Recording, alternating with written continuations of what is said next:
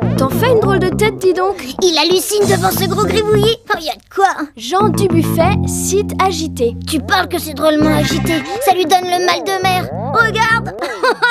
Moi, j'aime bien. On dirait un immense puzzle fait par un fou. Enfin, quelque chose de sensé. Pour trouver l'inspiration la plus naturelle possible, Dubuffet s'intéressait beaucoup aux dessins de malades mentaux ou d'enfants. C'est pour ça que c'est aussi fouillis. Comme tes dessins sur ton cahier de maths. Pas tomber loin. Ce style viendrait de petits dessins au stylo qu'aurait fait Dubuffet pendant qu'il téléphonait. Des gribouillis, quoi. C'est bien ce que je disais. Elle a dû lui coûter vachement cher, la note de téléphone pour celui-là. La tête qu'il a dû faire quand il a reçu la facture. Vous comprenez rien à l'art brut. Ah oui, l'art fait par ceux qui voulaient pas s'inspirer du passé. C'est ça, de l'art spontané, en opposition à l'art traditionnel, celui qu'on apprend dans les écoles. Ou dans ton bouquin. Voleur, mon livre. Les gamins un peu fous qui font un puzzle humain, Dubuffet serait fier de vous, les gars. Site agité, Jean Dubuffet.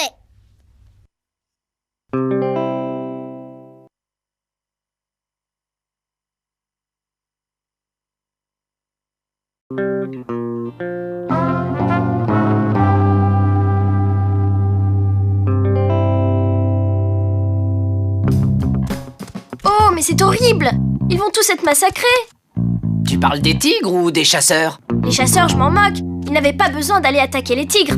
Qu'est-ce que t'en sais? C'est peut-être les tigres qui les ont attaqués. Le tableau s'appelle La chasse aux tigres. De Pierre-Paul Rubens. Alors c'est sûr, c'est les chasseurs qui sont responsables. Ouais, mais les tigres, c'est féroce. Ils attaquent les voyageurs, les troupeaux. C'est pas une raison de toute façon. Ils vont le payer cher. Les tigres, ils se laissent pas faire. En tout cas, il y a un tigre qui est mort. Il est plein de flèches et de lances. C'est pas un tigre, ça, avec des taches. Hein? T'as vu lui? Quel balèze. Mais c'est n'importe quoi cette peinture. D'abord, les lions et les tigres, ils habitent pas ensemble. Et puis les couleurs sont trop exagérées. Oui, il a tout inventé. Il a jamais vu de chasse au tigre. Remarque, ça devait être compliqué de voyager en 1616 juste pour aller peindre un tableau. Ah, je préfère. Dans la vie, ça ne devait pas se passer comme ça. Quel dommage, c'est top classe. En tout cas, je voudrais bien ça dans ma chambre. La chasse aux tigres, musée des beaux-arts de Rennes.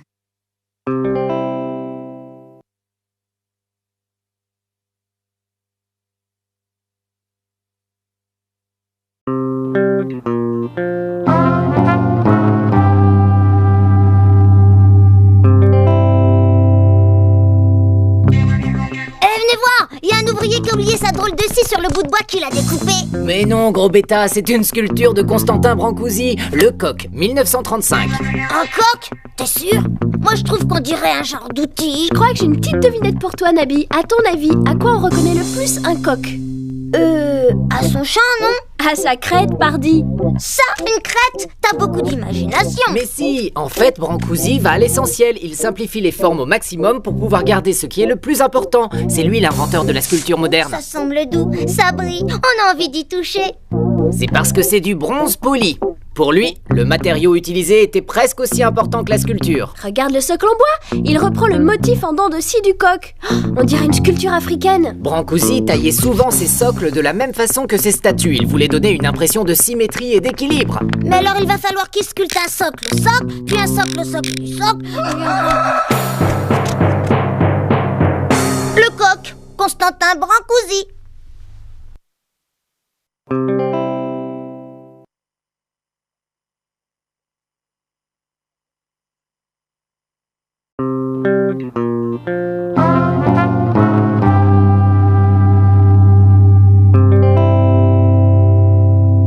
Oh, vous avez vu ce géant?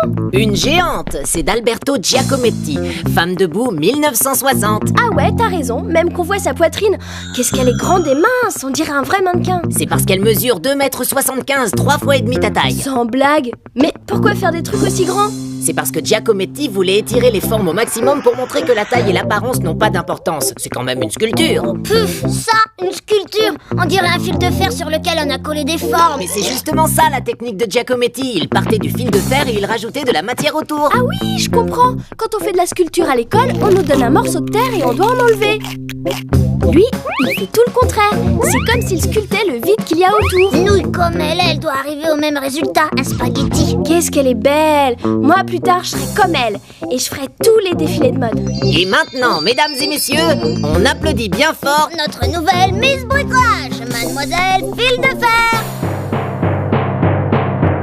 Femme debout, Alberto Giacometti.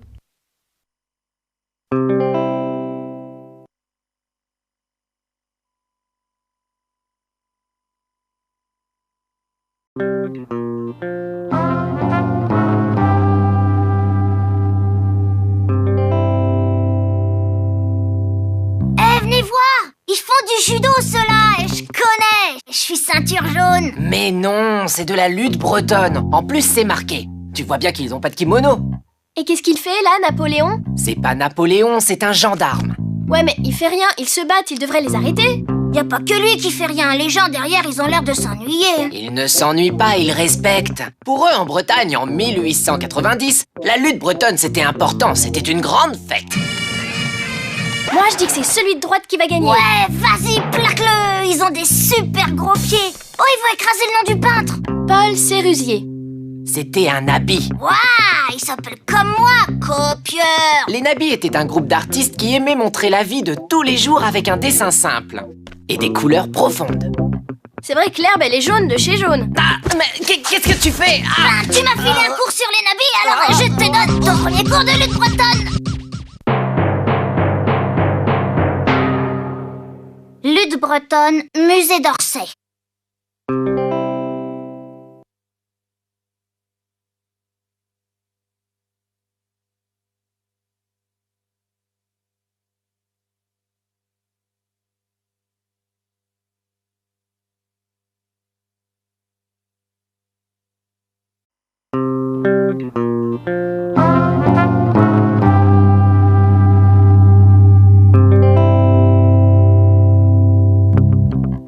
Vous avez vu?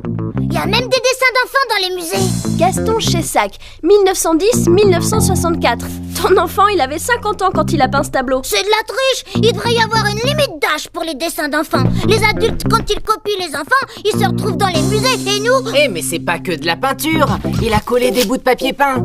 comme s'ils les avaient arrachés des murs. Chessac récupérait toutes sortes de trucs qu'il trouvait par terre. Mais c'est super sale dans la rue. Il vivait pas en ville, mais à la campagne. Il était cantonnier. Donc son boulot, c'était de réparer les routes. Comme ça, il ramassait des bouts de papier en chemin.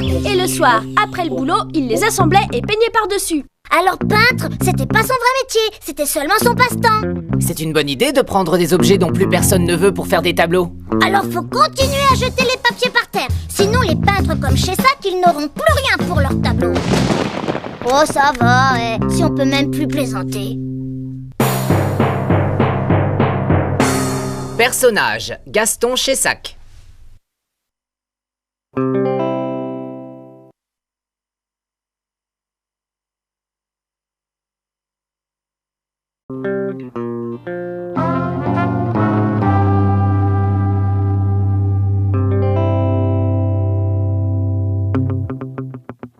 Au secours!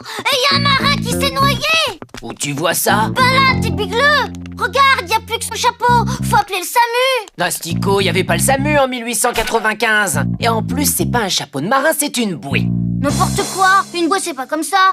La mienne, elle est ronde avec une tête de canard! T'es lourd, on est dans un port à Saint-Tropez. C'est une bouée pour amarrer les bateaux. T'es sûr que c'est un port? Y a pas beaucoup de détails. Ouais, on dirait qu'on voit d'abord les couleurs et après les choses, c'est pas normal! C'est parce que Signac... En plus, l'eau, elle est même pas bleue. C'est les reflets qui font ça!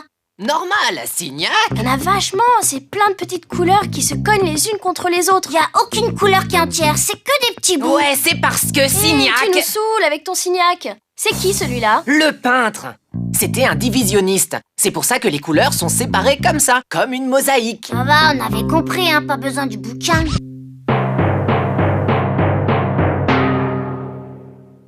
La bouée rouge, musée d'Orsay.